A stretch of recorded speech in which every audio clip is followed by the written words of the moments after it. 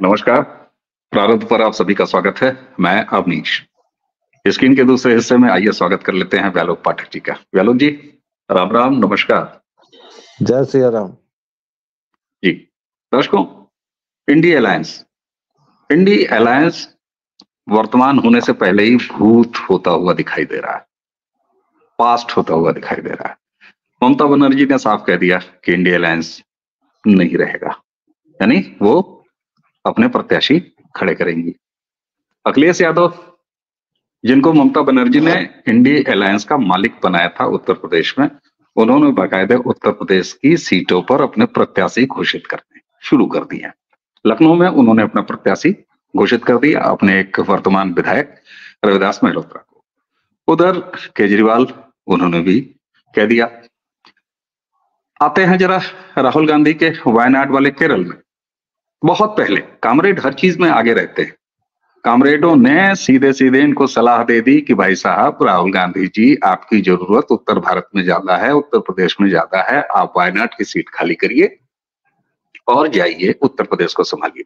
तो ये हाल है। ऐसे में राहुल गांधी की यात्रा, जो सो कॉल्ड न्याय यात्रा थी, और पूरी तरीके से अराजक यात्रा, गुंडई यात्रा, इसके अलावा और कुछ रह नहीं गई। व्यालोक जी, इंडिया अलायंस तो वर्तमान होने के पहले ही सर बूथ हो गया। फ्यूचर कुछ है बचा हुआ? असल में हम लोग 2-3 बार ये बात कर चुके हैं और इसीलिए मुझे अब इसमें मजा भी नहीं आता। कोई नई बात इसमें चूंकि है नहीं। हमें पता था और हम लोगों ने यह पहले प्रेडिक्ट कर दिया था कि विशधर राहुल की यात्रा जब चलेगी तो वह देश में दंगा भड़काने का काम करेगी, और असम में उसने यह काम किया भी। हालांकि जब उस पर एफआईआर दर्ज हुई, उसके गुंडों पर एफआईआर दर्ज हुई, कांग्रेस के गुंडों पर एफआईआर दर्ज हुई, तो वह अपनी एसी बस छोड़ के छोटी सी कार में भाग गया। और यह बात वहां के मुख्यमंत्री हेमंता बिस्वा शर्मा ने बाकायदा सोशल मीडिया प्लेटफॉर्म एक्स पर जनता को बताई भी। माफ कीजिएगा, मुझे थोड़ी सी सर्दी हो गई है, इसलिए मुझे इसका सहारा बीच बीच में लेना पड़ेगा। लेकिन जहां तक आपने जो सीमा रेखाएं खींची, वह तो बिल्कुल स्पष्ट है। आज एक और प्रहसन चल रहा है, वो महाराष्ट्र में चल रहा है, और तथाकथित महाविकास अघाड़ी की बैठक हो रही है। अब उसमें कितने दल हैं, पहले तो ये तय करना बड़ा मुश्किल है, क्योंकि एनसीपी के भी 2 टुकड़े हो चुके हैं, शिवसेना के 2 टुकड़े हैं, कांग्रेस बची खुची लुटी पुटी वहां है। अच्छा, और ये लोग कह रहे हैं कि देखिए, हमारा 30 सीट पर कोई मतभेद नहीं है, बाकी 18 सीटों पर मतभेद है। तो जब 18 सीटों पर मतभेद ही है तो समझ में नहीं आ रहा है। अखिलेश को जिससे गठबंधन करना था वो कर चुके हैं, 7 सीटें उन्होंने जयंत को दे दी हैं और ये तय हो चुका है। तो पश्चिमी उत्तर प्रदेश की अगर 7 सीटें पहले से तय हैं, तो कांग्रेस अपना दावा कहां से करेगी? पूर्वांचल में कांग्रेस का वजूद है नहीं, और पूर्वांचल में ऐसी कोई सीट भी नहीं है जो बहुत बिल्कुल जिस पर खम ठोक के वो लड़ सके, क्योंकि जब वो अमेठी हार चुके हैं तो फिर बाकी सीटों का तो कहना ही क्या है। पश्चिम उत्तर प्रदेश में थोड़ा सा मुसलमान वोटों के ध्रुवीकरण से उन्हें उम्मीद जगी थी, लेकिन वहां 7 सीटें पहले ही जयंत को दे दी गई हैं। आप कह रहे हैं, आप बता रहे हैं, और ये बात पब्लिक डोमेन में है कि लखनऊ की सीट अखिलेश ने घोषित कर दी है। आप एक और बड़े स्टेट का जिक्र करने से चूक गए, वो था बिहार। अब बिहार में अभी तक ये तय ही नहीं है कि चचा किस करवट है, और वो रोज एक ना एक कांड कर दे रहे हैं, जिससे कभी लालू यादव की धड़कन तेज हो जा रही है, कभी विशधर राहुल की धड़कन तेज हो जा रही है, कभी सबकी धड़कन तेज हो जा रही है। पिछले 3 दिन में उन्होंने 3 ऐसे काम किए हैं जो इन लोगों की धड़कनें बढ़ाने के लिए काफी है। कर्पूरी ठाकुर को भारत रत्न मिलते ही उन्होंने एक्स यानी पूर्व का जो ट्विटर है उस पर एक ट्वीट किया और उसमें प्रधानमंत्री को धन्यवाद दिया। बाद में उन्होंने वो ट्वीट हटा भी दिया। अब ये लगाने हटाने के बीच क्या हुआ होगा वो आप समझ लीजिए। उसके पहले वो अचानक राज्यपाल से मिलने पहुंच गए थे। बहाना था कि राज्य में विश्वविद्यालयों की स्थिति पर हम चर्चा करने गए थे। पता नहीं अभी बिहार में कैसे ऐसे सुरखाब के स्वर्ण कमल वाले विश्वविद्यालय हैं जिस पर चर्चा जरूरी है। प्राध्यापकों को वेतन नहीं मिल रहा है, जो रिटायर्ड प्रोफेसर हैं उनको पेंशन नहीं मिल रही है, और पता नहीं किस बात के लिए ये चर्चा करने गए थे। और 40 मिनट तक चर्चा की भाई साहब। बिहार जैसे राज्य में शिक्षा पर अगर 40 मिनट तक चर्चा हो रही है तो आप समझिए। और तीसरा सबसे बड़ा काम उन्होंने किया कि परिवारवाद को लेके उन्होंने एक पोस्ट लिख मारी। अब परिवारवाद पर अगर आप कुछ कहेंगे तो घोषित अपराधी लालू प्रसाद को, जिनको अब चारा चोर कहने में कोई किसी तरह की मानहानि नहीं होगी क्योंकि कोर्ट ने बाकायदा उनको अपराधी घोषित किया है,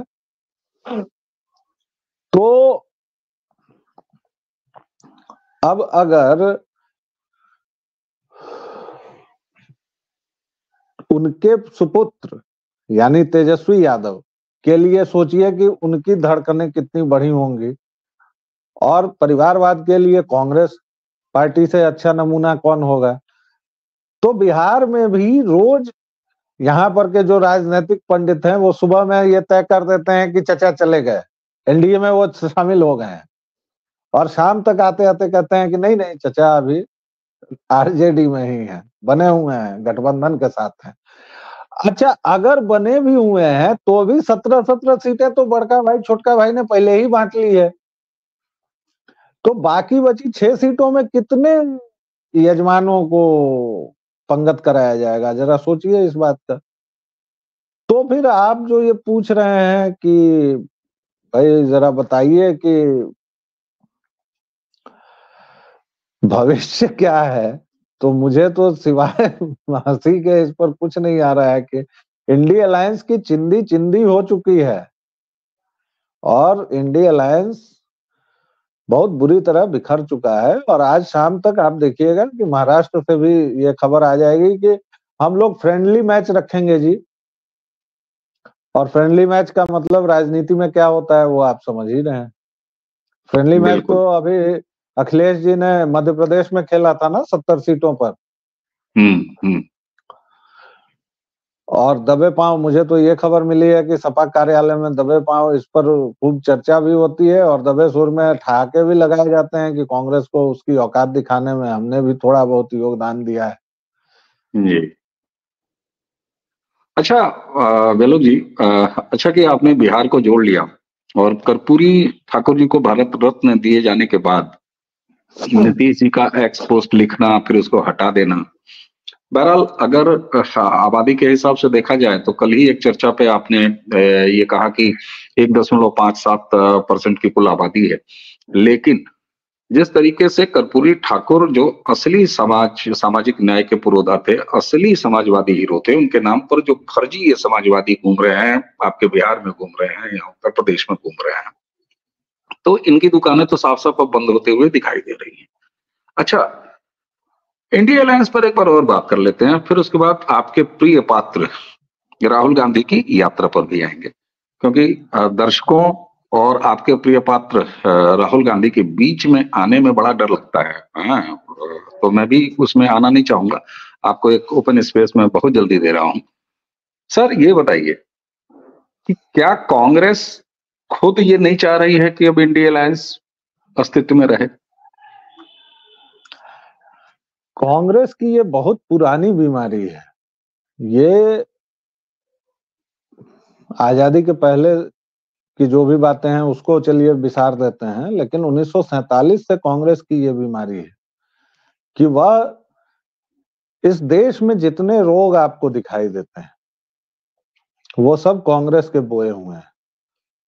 चाहे वो वंशवाद हो, परिवारवाद हो, भ्रष्टाचार हो, क्षेत्रवाद हो, प्रांतवाद हो, भाषावाद हो, जो भी जितनी निगेटिव एनर्जी है सब की सब कांग्रेस की देन है। चिचा, असल चिचा विक्टोरियन छिछोरे नेहरू कैसे प्रधानमंत्री बने थे अब तो बच्चा बच्चा जानता है, थैंक्स टू टेक्नोलॉजी। किस तरह से उनको कितना शून्य वोट मिला था कांग्रेस समितियों का, और किस तरह से जेबी कृपलानी और पटेल के नाम को दरकिनार करते हुए हमारे महात्मा गांधी ने उनको प्रधानमंत्री बनवाया था। और उसके बाद 1 साल तक इस देश पर माउंटबेटन और बाकी अंग्रेजों का शासन बाकायदा बदस्तूर चलता ही रहा था। उनको इतना भी कॉन्फिडेंस नहीं था कि वह इस, अगर उन लोगों के हिसाब से कहें तो इस नवेले देश का, हालांकि यह देश तो पुरातन है, इसकी सभ्यता शताब्दियों सहस्राब्दी पुरानी है, लेकिन उनके हिसाब से यह नवेला देश भी वह चलाने लायक नहीं थे। और इसीलिए मैं नेहरू को हर एक पाप का भागी मानता हूं कि उनको एक देश के नवनिर्माण का ठेका मिला था और उन्होंने ऐसी लुटिया डुबोई, ऐसा जहर बोया, ऐसी विषबेल लगाई जिसका फल हम लोग आज देख रहे हैं। तो कांग्रेस की ये बीमारी रही है। 70 के दशक में जब इंदिरा गांधी के खिलाफ विद्रोह हुआ और कामराज योजना लागू हुई और बहुत सारी चीजें हुई, अब उन सब इतिहास के पन्नों में मैं नहीं जाऊंगा, तो इंदिरा ने क्या किया था, उन्होंने बाकायदा कांग्रेस आई बनाई थी, I for Indira, that was not for India. जो बाद में इटालियन सोनिया माइनो ने जबरदस्ती जाकर उसका नाम अभी 5-6 साल पहले आईएनसी रजिस्टर करवाया है, और यह आप आरटीआई डाल के देख सकते हैं या कोई भी डाल के देख सकता है कि भाई कांग्रेस आई का नाम आईएनसी कैसे हो गया और कैसे पड़ गया। वह बिना परिवार के नहीं चल सकता है, और जब परिवार है तो उसमें केवल और केवल वो चलेंगे। आप देखिए ना, G22 बना, उसके पहले हिमंत जैसे लोग चले गए। आज पूरा उत्तर पूर्व जो कांग्रेस के हाथ से छिटक के चला गया, उसके शिल्पी कौन है? हिमंता बिस्वा शर्मा है। त्रिपुरा चला गया, मेघालय चला गया, नागालैंड चला गया, सब कुछ चला गया इनके हाथ से। फिर भी इनको कोई फर्क नहीं पड़ता है, क्योंकि यह जेबी पार्टी है, पारिवारिक पार्टी है। और लालू, नीतीश तो खैर परिवार उनका है ही नहीं, और उनका जो भी परिवार है वह कम से कम राजनीतिक तौर पर उतना सक्रिय नहीं है।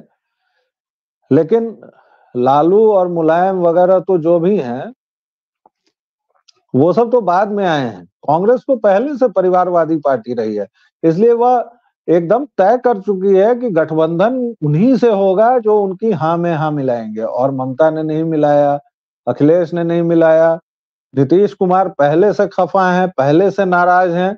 लेकिन नीतीश कुमार चूंकि एक घाघ राजनेता हैं, इसलिए वह अपनी पूरी नाराजगी को सार्वजनिक तौर पर व्यक्त नहीं करेंगे, और वह केवल इंतजार कर रहे हैं सही समय का। ठीक बात। और मजे की बात यह है कि वो सही समय और सही जगह, इसका भी चुनाव वो खुद ही करते हैं, है ना। बाकी किसी के लिए कुछ छोड़ते नहीं है। हाँ, ये अलग बात है कि मैंने पहले भी कहा कि लोग जो हैं वो एक आध खिड़कियां खोल के रखते हैं, लेकिन आपके चचा, हमारे चचा नीतीश कुमार तो खिड़की, रोशनदानों और दरवाजे वाले कमरे में ही रहते हैं, दीवार है ही नहीं है, ऐसा लगता है। अच्छा, आप एक क्रम देखिए। हमने लगातार बातचीत में यह कहा कि राहुल गांधी की यात्रा देश में आग लगाने की यात्रा है।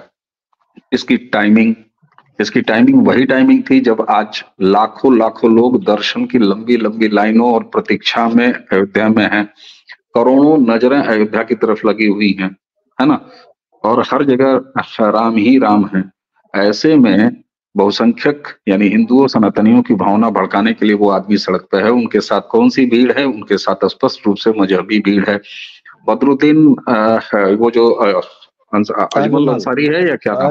अजमल हाँ, अजमल अंसारी, वो दुबरी में उसके यहाँ भीड़ दिखा रहे हैं। अरे, उसमें बकायदे हेमंता जी ने जो है वो रिएक्ट भी किया कि भैया, मियाँ यात्रा मैंने इसीलिए तो बोला था कि यहाँ तो भीड़ दिखाई देगी, 80% तुम्हारे वाले हैं जो तुम्हारी न्याय यात्रा में शामिल हैं। एक चीज और दर्शकों को पता होगा, जानकारी में डाल दूं कि एक बार फिर गिरोहबाज सो कॉल्ड किसान आंदोलन की तैयारी कर रहे हैं। तो राहुल गांधी इस सड़क पर किसान आंदोलन की फिर एक बार तैयारी, ये पूरा इकोसिस्टम राम जी से तो चुनाव लड़ने की बिसात क्या रखेगा, लेकिन देश को जलाने की तरफ निश्चित रूप से चल रहा है। और राहुल गांधी जिस तरीके से जय श्री राम का नारा सुनने के बाद बस से उतर के भीड़ में पहुंच गए और वो उकसा रहे थे कि कोई उनके साथ बदतमीजी कर दे, एक हाथ चला दे। उसके बाद जब एफआईआर हो जाती है तो भाग लेते हैं। हेमंता जी ने कह भी दिया कि भाई चुनाव तक मत भागो, हम नहीं गिरफ्तार करेंगे तुमको, कोई कार्रवाई नहीं करेंगे, लड़ लो चुनाव। लेकिन फिर भी इस तरीके से उनका सारा खेल और ड्रामा चल रहा है। इंडिया अलायंस के जो हाल हवाल हैं वो आपने बता ही दिया। राहुल गांधी क्या सफल हो पाएंगे इस देश में आग लगाने में? क्योंकि आप देखें, करोड़ों सनातनियों के 500 550 साल के इंतजार के बाद जो कुछ भी उपलब्ध उनको हासिल हुआ 22 को, उसके बाद पूरे देश से कहीं से भी कोई अप्रिय घटना नहीं दिखाई दी। एक आध जिसको मैं फुटकर कहता हूं, हालांकि कल मैंने फुटकर घटना कह दिया था बंबई वाले को, तो कई दर्शक मुझको डांट बैठे, ठीक है, लेकिन फिर भी जरा 92 याद कीजिए उसके बाद क्या स्थितियां हुई थी। तो आज वो माहौल है और जनता स्वतः अनुशासन में है। वहां पर आपने ध्यान दिया होगा लोग भाई, ममता बनर्जी जो है वो अल्लाह की कसम दिला के कह रही है कि भैया उतर जाओ, कुछ तो दंगा फसाद करो। उनके लास्ट आने के बाद भी वहां कोई बवाल नहीं हुआ। राहुल गांधी सड़क पर किराए से लेकर निकल ही गए हैं। क्या आप देखते हैं कि ये अपने इस खतरनाक इरादों में इस देश का विपक्ष सफल हो पाएगा? क्योंकि ये तो चाह रहे हैं कि कोई ना कोई एक हंगामा हो जाए, एक माहौल क्रिएट हो जाए।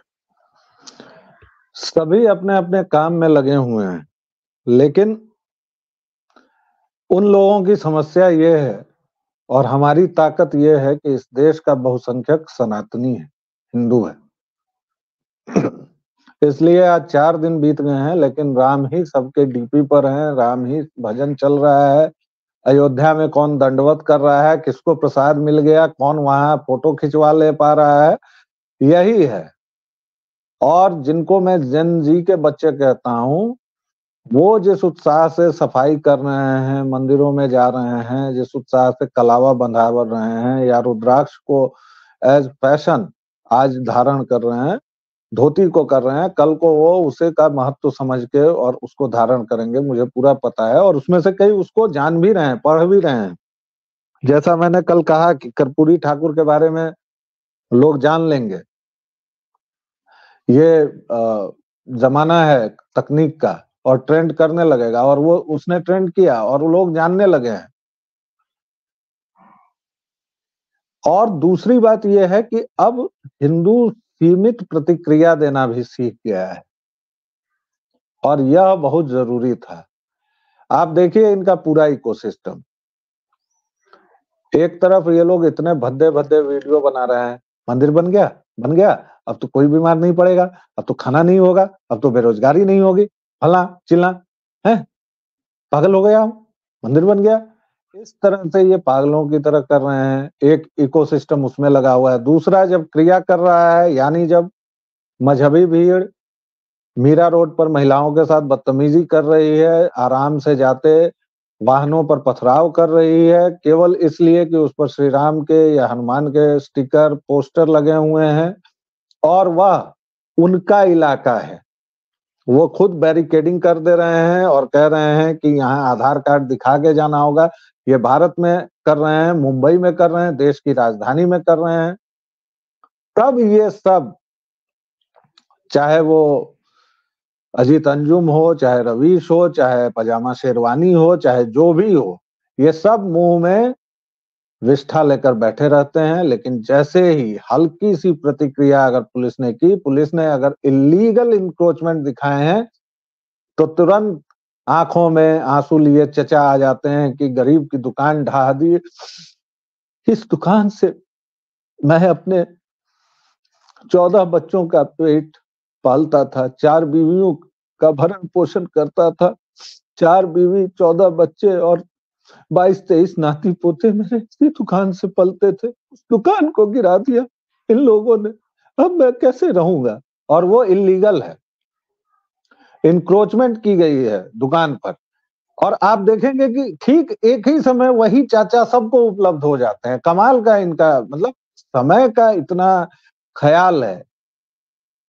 और उधर राहुल गांधी लगातार उकसा रहे हैं। उन्होंने मेघालय में एक सभा की, उसमें कहा कि बैरिकेड तोड़ दी है, अगली बार इन लोगों को तोड़ना है। तो ये सीधे-सीधे भीड़ को उकसाना है, भीड़ को पुलिस के खिलाफ करना है। और असम पुलिस पर इन लोगों ने झूमा-झटकी भी की, उसमें पुलिस वाले घायल भी हुए हैं और उसी पर इन पर एफआईआर भी दर्ज हुई है। और वहां से भागने के बाद विशधर राहुल ने कहा है कि मुकदमे की सूची तो बहुत लंबी है और ये लोग डरे हुए हैं तो ये लोग करेंगे। मतलब अब मैं इन लोगों से इतना ऊब चुका हूं ना कि मैं क्या कहूं कि शर्म भी शर्मा के भाग जाती होगी इन लोगों को देखती होगी तो। विशधर राहुल को तो जैसे ही देखती होगी शर्म, तो वो खुद कहती होगी कि अरे छोड़ो यार, किस बेशर्म से पाला पड़ गया है। अब केजरीवाल से आप शर्म की क्या उम्मीद करेंगे? विशधर राहुल से आप शर्म की क्या उम्मीद करेंगे? तो वह माचिस लेके तो चले हैं, लेकिन इस देश की धर्मप्राण जनता हिंदू है, सनातनी है, इसलिए यह देश अब तक आग में झुलस नहीं रहा है, आग लगने से बचा हुआ है और ये बचा रहेगा। और इस बीच इस देश में 2-3 ऐसे प्रशासक भी आ गए हैं जिन्होंने अलग-अलग मंत्र दे दिया है। किसी ने बुलडोजर का मंत्र दे दिया है, किसी ने टखने के नीचे एक खास विधि से गोली चलाने का मंत्र दे दिया है। किसी ने कंसंट्रेशन कैंप्स, लोग उनको कह रहे हैं, हालांकि एनआरसी के लिए किसी ने बाकायदा कैंप्स बना के लोगों को पहचानने का तरीका बता दिया है। और केंद्र में तो एक फकीर आदमी है ही, वो तो झोला उठा के जब तक जहां भी चलने को तैयार है और वो तो समंदर से लेके और सब कुछ कर रहा है विकसित भारत बनाने के लिए।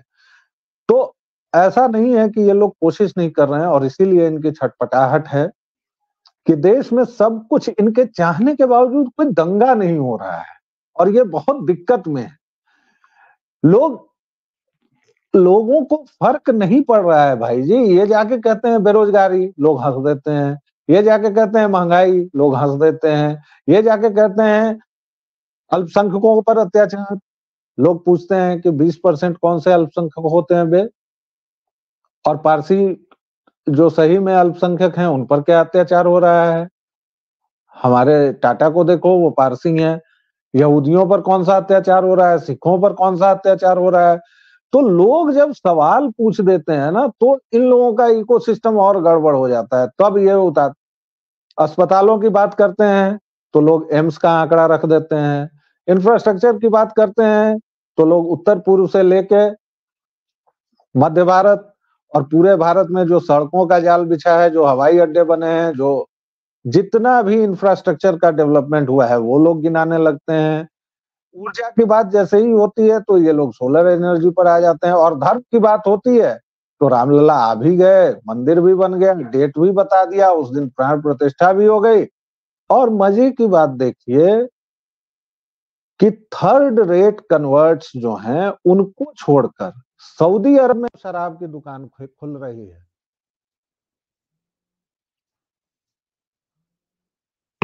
जी। सऊदी अरब में शराब की दुकान खुल रही है, लेकिन इन लोगों को पता नहीं कहां से ये गुण आ रहा है कि ये खराब हो गया है जी, वो खराब हो गया जी, ऐसा हो गया जी, वैसा हो गया जी।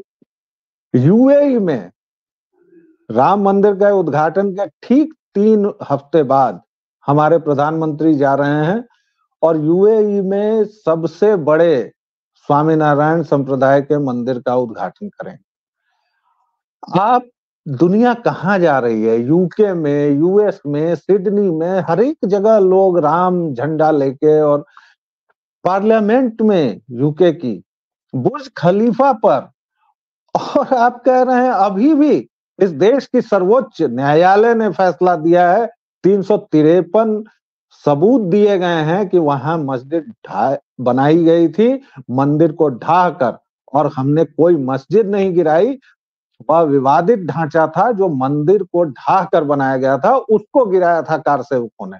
और तब इनकी बदतमीजी देखिए, इन लोगों की अहमन्यता देखिए, अहंकार देखिए, कि तब ये लोग कहते हैं कि मस्जिद शहीद कर दी गई, मस्जिद शहीद कर दी गई। अरे मूर्खों, ये बताओ ज्ञानवापी मस्जिद कैसे होगी? मुझे केवल इतना बता दो, मस्जिद का नाम ज्ञानवापी कैसे होगा? भाई अल मदीना मस्जिद हो सकती है, अल अक्सा मस्जिद हो सकती है, जुमेरात मस्जिद हो सकती है, आबे जमजम मस्जिद हो सकती है, अल मदीना हो सकती है, अल मक्का मस्जिद हो सकती है। ज्ञानवापी, ज्ञान का कुआं और मस्जिद, कहां से पढ़ लिख लिए हो यार? और तुम ही लोगों को दिक्कत है, जो लोग तुमको थर्ड रेट कन्वर्ट कहते हैं और तुमसे शौचालय छोड़कर तुमको कोई काम नहीं देते हैं शौचालय साफ कराने का, वो मंदिर बनवा रहे हैं, वो अपने यहाँ शराब की दुकान खोल रहे हैं, और वो औरतों को गाड़ी चलाने दे रहे हैं, और तुम उनकी जो चीजें हैं, काला टेंट पहन के, और तुमको लग रहा है कि तुम बहुत बुर्ज खलीफा हो गए हो। कमाल है, रहो, जाओ 14वीं सदी में जाओ, अरबी भेड़े बन जाओ। बिल्कुल ठीक बात है। और आपने शराब खाने की बात की, तो उससे अगर मैं पूरे माहौल को जोड़ दूं और 2014 के बाद जो इनकी गति हो रही है इलेक्शन के मैदान में, उसको भी अगर जोड़ दूं, तो ये सारा कुछ जो दिखाई दे रहा है। एक शेर मुझे याद आ रहा है, चलते चलते एक शेर पढ़ूंगा और फिर आपसे कहूंगा इस चर्चा का समापन करिए अपनी अंतिम टिप्पणी देके, कि मौसमों के आने में, मौसमों के जाने में, और गिलास टूटेंगे इस शराब खाने में। तो मेरी अंतिम टिप्पणी ये होगी, वाइज शराब पीने दे मस्जिद में बैठकर, या वो जगह बता दे जहां पर खुदा ना हो। तो क्या और चचा गालिब ने तो कहा ही है कि हम जाते थे कि वो निकले हैं, वाइज के बारे में।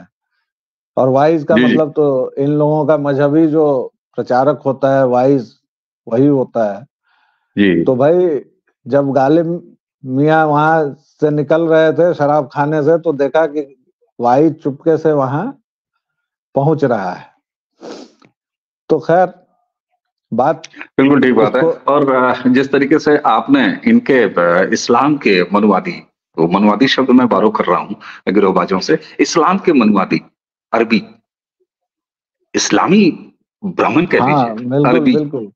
तो जब उनकी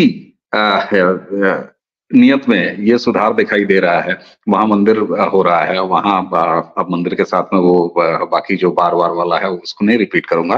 तो ऐसे में अब शेर का माहौल बन गया है, तो जवाबी को वाली नहीं बनाते। चर्चा खत्म करने के लिए अकबर इलाहाबादी साहब, आपने ध्यान दिया होगा कि यहाँ के जितने भी गिरोहबाज है दर्शकों, कभी भी गालिब और अकबर इलाहाबादी का जिक्र नहीं करते। क्यों? क्योंकि गालिब ने भी इनको चिंगोटियां काटी हैं, अकबर इलाहाबादी साहब ने भी इनको बराबर चिंगोटियां काटी है, इसलिए उन्होंने अकबर इलाहाबादी और गालिब को लगभग कूड़े पे फेंक दिया है। अकबर इलाहाबादी का एक शेर याद आता है जो मैं अरबियों के हवाले कर रहा हूं, कि आबे जमजम से कहा मैंने मिला गंगा से क्यों। आबे जमजम से कहा मैंने मिला गंगा से क्यों, क्या तेरी तीरथ में इतनी नातवानी आ गई। तीरथ का मतलब तेरी क्षमता, और नातवानी का मतलब अक्षमता, तेरे कमिटमेंट में इतनी कमी आ गई कि आबे जमजम से कहा मैंने मिला गंगा से क्यों, क्या तेरी तीरथ में इतनी नातवानी आ गई। वो लगा कहने की हजरत आप देखो तो जरा, बंद था शीशी में अब मुझ में रवानी आ गई। तो ये अरबी दिखा रहे हैं, और यहाँ के छोटे भाई का पाजामा और बड़े भाई के कुर्ते, और वहां केवल और केवल शौचालय साफ करने वाले आपके हवाले से, उनको कुछ सोचना चाहिए।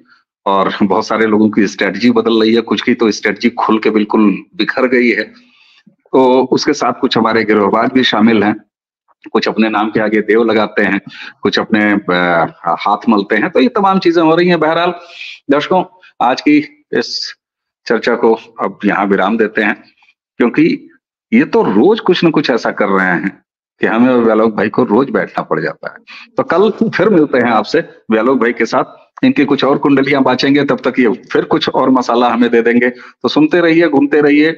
और अब तो हाल ये है साहब कि भारतीय जनता पार्टी ने औपचारिक रूप से अपना नारा दिया ही नहीं अब की बार 400 पार, और लोग जो है वो शुरू हो गए हैं। तो ये खैर चुनावी माया है, राम जी की माया, कहीं धूप कहीं छाया। दर्शकों, इसी के साथ हमें और ब्यालोक जी दोनों को आज्ञा दीजिए। आप सभी को नमस्कार, बहुत बहुत नमस्कार, प्रणाम, जय श्री राम।